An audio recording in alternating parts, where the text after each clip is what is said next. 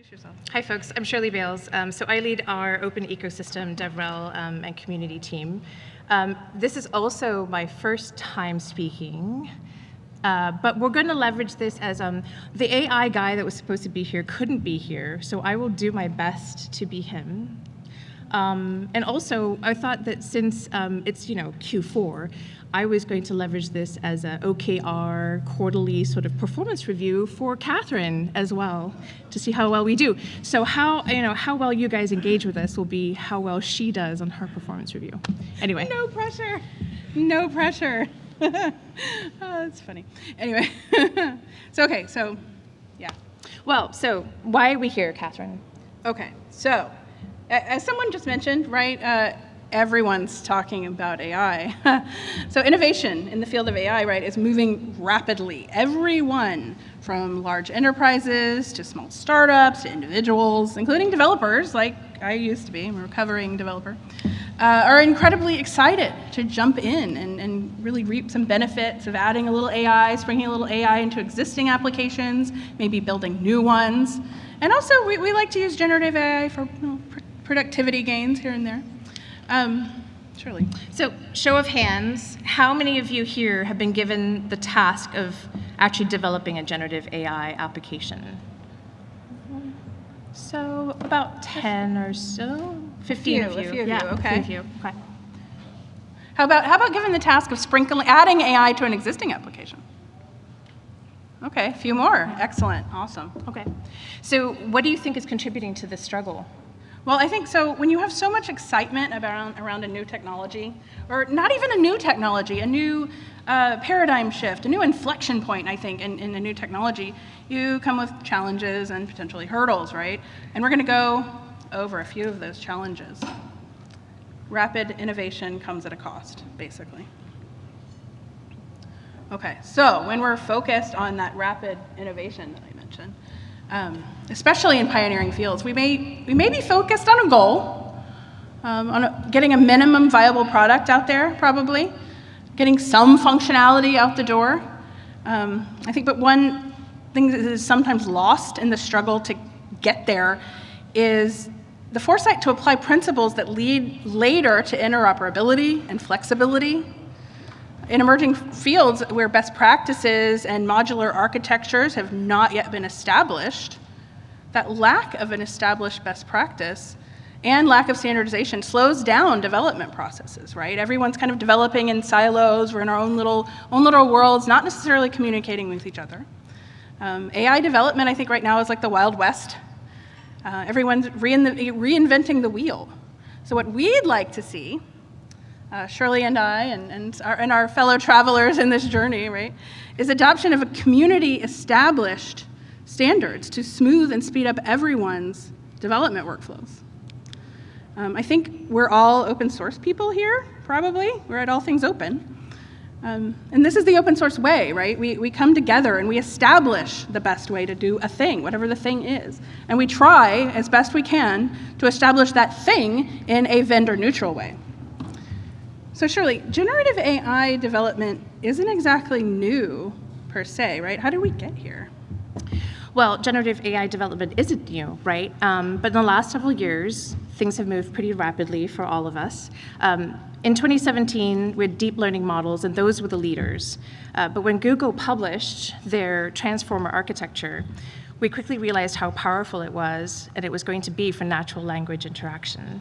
And after that, we started to see an explosion of all the models and the frameworks, and the ecosystem started to have solutions to support the usage of generative AI. So we've got Meta doing their thing, NVIDIA's doing their thing, Google's doing their thing, but the cost of all this is fragmentation. And so there's a lot of work happening in different places by different companies, and what we would like to see is that the ecosystem comes together to work on solutions that lead to interoperability. So things are moving fast, and we're all excited about the things that we're creating. And what happens when we get excited and push technology boundaries? So as much fun as we're all having building some cool new stuff, we tend to focus on the end goal and getting there by any means necessary. And that can mean that we're all constantly reinventing the wheel, and that's really just not the open source way. So we're breaking a lot of new ground quickly. There are a lot of different options and paths to reach the same goal. And when we're pioneers, again, as I've mentioned, in a new technology, we don't often have the luxury of referencing the best practices of those who have come before us. And because we have so many options, we sort of end up with this disorganized pile of Legos that you see on the screen. And there's no reproducible way of working. But as a community, I think we can do better. And I think we can benefit from what we're all learning in our silos, right? And we bring it together to forge a more standardized, more reproducible, and more interoperable, flexible path.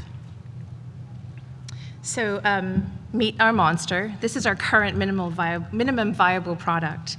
It works, maybe even a little bit well, but you might be wondering how you could make any modifications to it. It might be tough to expand, might be tough to maintain, and ultimately, you might really want to start with something more solid, and you don't want to start building on top of an unruly monster. He's cute, but cute. Still. It's also made with AI.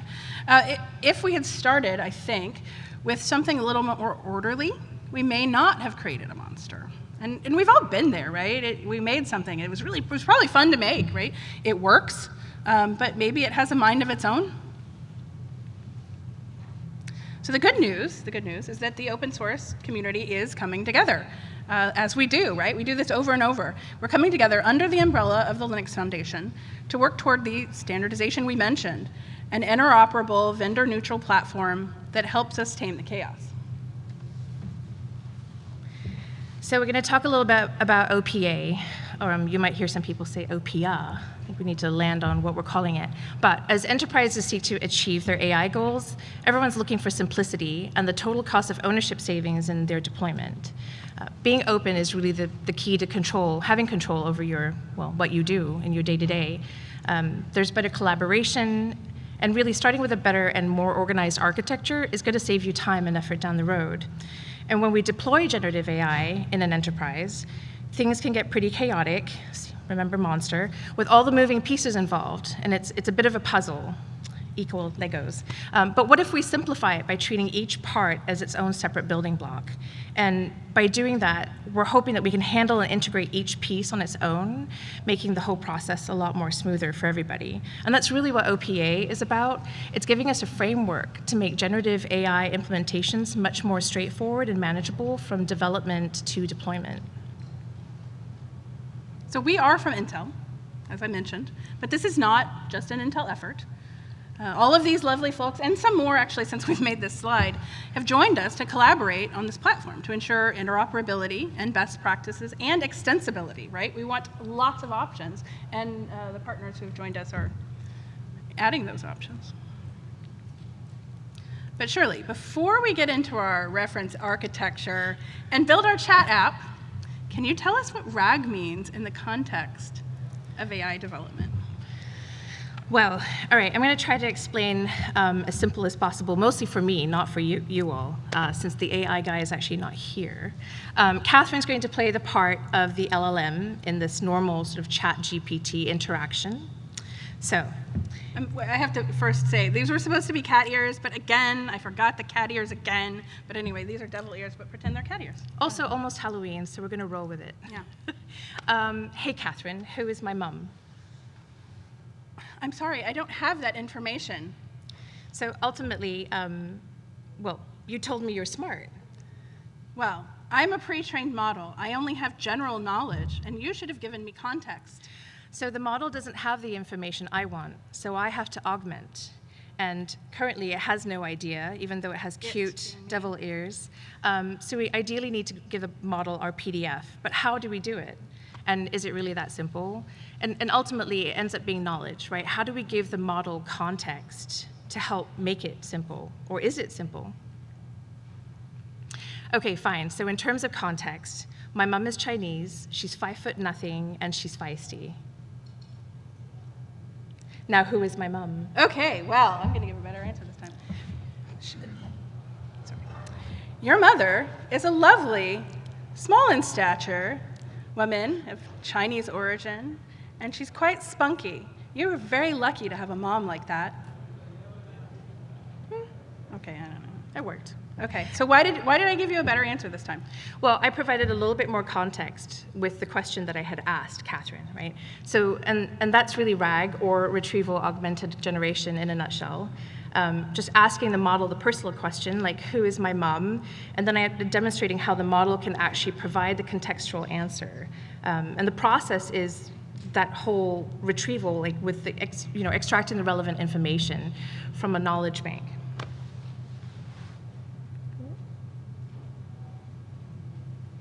Didn't switch. Ideally, it looks like this after you've provided additional context. So Shirley uses her brain to extract the knowledge to give me the context I needed. Normally, this would be the retrieval step of a RAG application. And then I augmented that knowledge to give a better response. The main goal of RAG is to have a prompt with enough information so the LLM can generate an answer based on the information provided. But okay, of course, how does that actually work? So let's break it down a little bit, right? Let's break down the interaction. There's a complex series of events leading from question to answer. So we need to think of retrieval augmented generation, RAG, as a two-step process. First, you need the pre-process to store the knowledge in a knowledge base, otherwise known as a KB. And for example, if you ask, who is my mom, the system will search for relevant context to answer that question. And to do this, the embedding model converts the text of your question into these numerical vectors representing the meaning of the actual text. So then the retriever compares those vectors to the vectors stored in your knowledge base. And these vectors are meaningful, so we can compare them to find the most similar documents. Once the system actually retrieves the relevant information, it can re-rank the results before adding this context to the actual prompt, and then it feeds it into the language model itself. So we could start guessing that this will be a little bit complicated, and these are just a few, but we're going to see some multiple challenges to deploying a simple RAG architecture. And what about the data, or the actual LLMs, and the deployment itself? Maybe we were using Redis, and now we want to change and use Milvus as a database. And how difficult is this going to be if we haven't actually built our application with that flexibility in mind? There are loads of LLMs, and so how do you choose? Which frameworks do you choose? And then you need to deploy your application, and considerations like hardware, efficiency, all come into play. So what guardrails do you have, or do you put into place? How do you ensure the accuracy of the results that you're achieving? And how do all of these pieces even actually work together? So if we start with a simple framework, we can now have this beautiful, solid, orderly building, right? Instead of our monster, that's kind of the idea. So this is the aim of the OPA reference architecture. All of those Legos that we mentioned before are microservices, and they can be easily plugged and played to give us a solid foundation. We also have it comes together to form a mega service that works nicely together to interact with the user interface, and all of that leads to faster development, right? To get something usable by humans out the door quicker. So this quick demo shows a chat Q&A application using OPA in action. So we're going to ask our chatbot a question about an event. I don't know if you can read that, maybe not. We're asking a question about an event. We're asking about a specific speaker at this event, and our model has some knowledge of the event because it's not a completely brand new event, but it doesn't know specific details. But we also have the ability from this basic starting point to add, again, additional context via, in this case, this is out of the box, the chat Q&A reference demo. In this case, we can provide a URL, is what we're going to do here, but you can also have out of the box the ability to upload PDFs or upload documents. So we're sending it to a URL to get that additional context. And then the additional context augments the model's trained knowledge and is then, again, like our little cat meme demo, able to give a more detailed answer. So this is a simple way, obviously, of providing that context, but it provides an architectural starting point for anyone to build on. So with this side, we can see that each separate microservice is designed to work together, and they're going to serve various functions in this chat Q&A application. And in this case, we have a user interface and the data supplying it. and the microservices that can point to other services and APIs. So the goal is that we can now explore each component just a little bit more. So let's see how the embedding microservice works. So this is directly from ooh, what just happened? I hit the HDMI cable. That's cool. Do we have it back yet? Hold on, sorry. There we go. Okay. Yeah, so this is the embedding microservice, right? This is the code. It starts with a container, right? Maybe this container is provided by the community, right? Which could be done. You could set up some environment variables, right? For example, here, the LangChain API and the embedding endpoint in our compose file. But this is, again, this is just a starting point. So ultimately, once it's running, you can run curl to that microservice and see it running in total. And this is the output that you should see. And what this microservice is doing is converting that text to vectors or numeric representations of this particular phrase. Who is my mom? Mum. Mum, sorry. Oh, yeah. Potato, potato. Potato, potato. American, British, you know. We're all friends here. So let's recap then, right? We have this larger picture of how the microservices interact, and they can communicate with each other. But there's still something that's missing, and that's the mega service. This is the chatbot, and it needs a front end and a user interface. Ooh, magic. So the benefit of grouping these microservices in this way provides a communication gateway between this mega service and a front-end UI, which gives you a full application that humans can actually interact with, right? Which is what we want. We don't expose the individual microservices to the UI, so it provides a communication to the UI via a single channel, and also handles the communication among the various microservices. To quickly show you what that looks like, really you just, again, set up some environment variables, and that will depend on the model and other components you're using. But this is your starting point. And then you just run Docker Compose, and it's magic. Again, we've provided a reference architecture. What we're providing here is a blueprint to get started, an organized way of building your own applications from a starting point.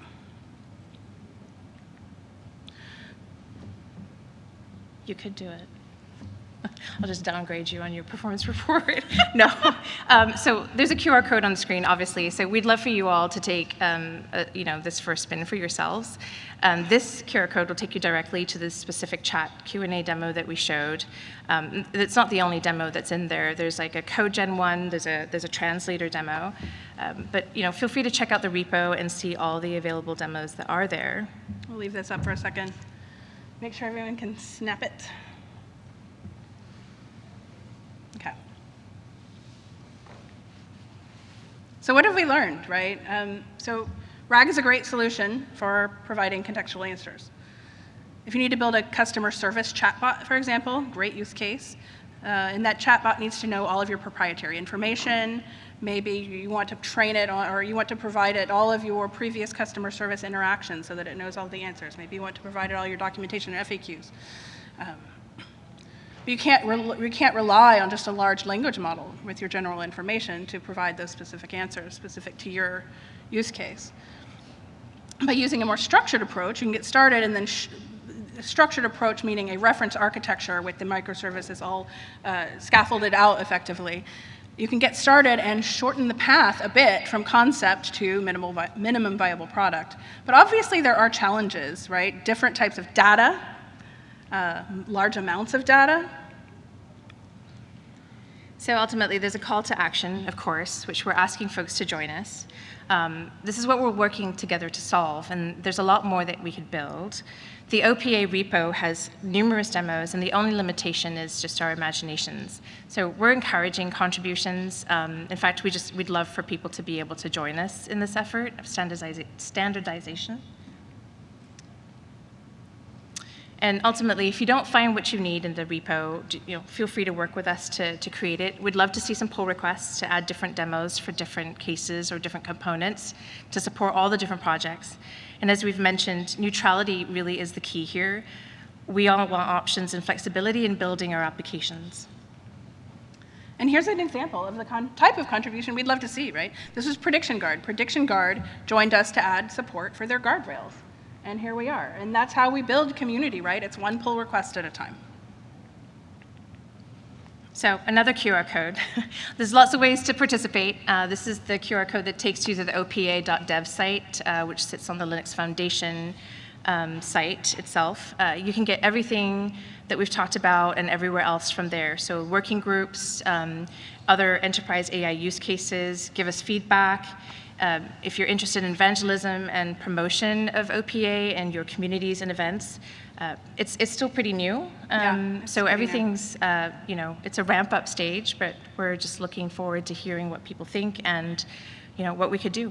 Right. The more perspectives we get, right, the better we are able to solve these difficult problems. I do want to plug really quickly. So I am leading the security working group, and I know there are a lot of people, hopefully here today, that are very interested in solving the problems around generative AI app development and security considerations. So I would love for everyone to join us. Again, you can find everything from this QR code, but if you go to the GitHub repo, you can find the security working group. It has information on when the meetings are. It will link to the agenda. I would love for people to join me in this. Again, we're solving very difficult problems here, and the more input we have, the better everything will be. So I have put yet another QR code. We love our QR codes here, but this will take you to our slides. It will take you to the link. And this is probably a living, breathing document. We may add things later, so please feel free to reference this in the future and see what's going on, with us and OPA. I've linked off also to the security working group here. And here's where to find us if you would like to join us in our generative AI application adventures. That's all she wrote, folks. Questions? Yeah. Okay, now we're going to open it for questions. We would love to hear any and all feedback. Okay, right here in the front.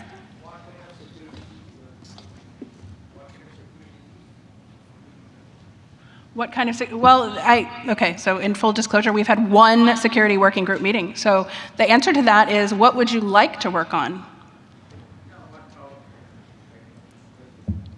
I can't hear very well, sorry. Yeah, what kind of problem we are facing in that open API?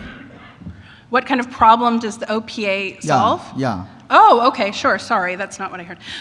Okay, so what kind of problems does it solve? What it solves is providing a starting point, right? If you've been tasked with developing a generative AI application, we want to give you a starting point. A starting point, it's essentially a series of Docker files. Now, of course, you can customize them for your use cases. You can switch out what sort of components you want to use, but we've added support for many, many different components. I would love, again, for you to check out the repo and go through it. If a component you would like to use to build an application using this framework is not available, again, we would love for you to add it. Okay. But essentially the problem is a lack of standards, right? There is no one way to build a generative AI application. Yeah, we need and if you're starting without that kind of prior knowledge, this gives you something to build on. Yeah, correct, yeah. You should know all the frameworks, how they adapt, yeah. Right.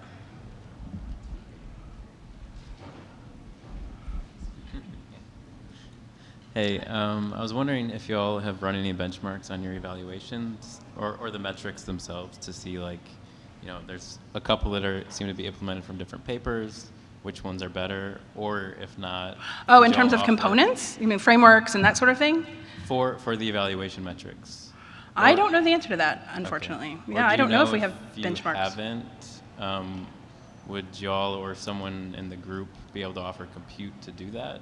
Or no? Oh, that's a great question. Or API credits or something? I would say to that one, I'm going to go back to this previous slide, and I'm going to say, find us and ask us that question again later, and I will answer it. Because possibly, again, OPA was launched earlier this year.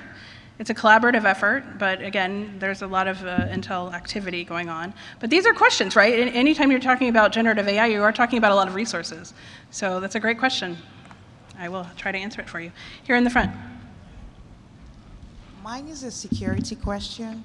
How do you try to prevent users from entering malicious links into the chat interfaces? So that's going to be the type of guardrails, actually, the PR that I pulled up earlier. So there are lots of people, right? This is not saying you have to use one specific type of guardrail, but that's really the short answer, is you want to have options there for adding those protections, and we are encouraging people in the community to add support for theirs. So Prediction Guard added theirs for that exact problem. Anyone else?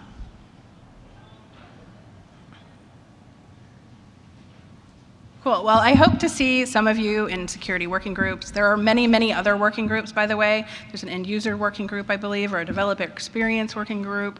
Yeah, anyway, please check out opa.dev. Please join us in the effort, and please drop in. Oh, yes, here.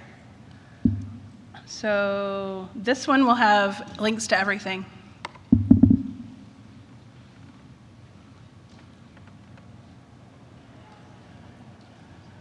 Any more?